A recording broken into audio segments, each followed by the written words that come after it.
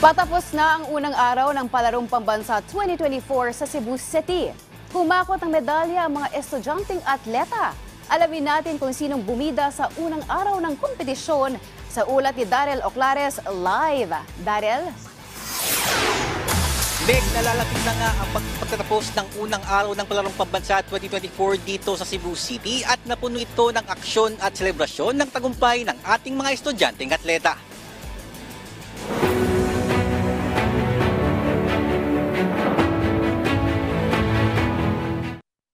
Buena manong gintong medalya ang nasungkit ni Asia Paraase mula sa Central Visayas para sa 3,000 meter run secondary girls na kanyang tinapos sa loob ng 10 minutes at 27.36 seconds. Ito na ang ikalawang pagkakataon niya na makalahok sa palaro at pangarap niya na ibandera ang Pilipinas sa mga international competitions. Sa panayam ng PDV Sports kay Paraase, aminado siya na matinding pagsubok ang kanyang tinahak bago makamit ang tagumpay na ito.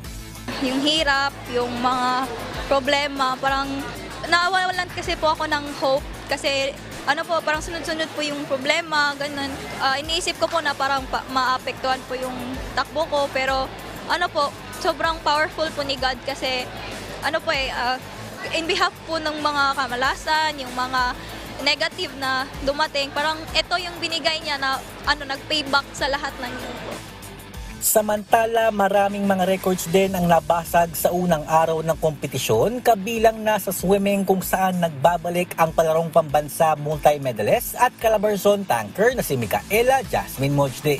Isang record-breaking performance ang ipinamalas ni Mojde sa girls 13 to 18 200 meter butterfly kung saan siya nakapagtala ng 2 minutes at 19.72 seconds at burahin ng kanyang 2019 palaro record.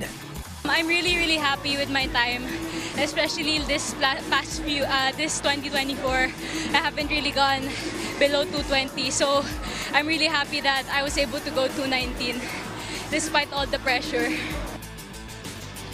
Meg, ngayong gabi ay nagpapatuloy pa ang ilang mga kompetisyon pero dito sa Cebu City Sports Center ay nagsasagawa na ng mga awarding ceremonies para sa athletics at swimming.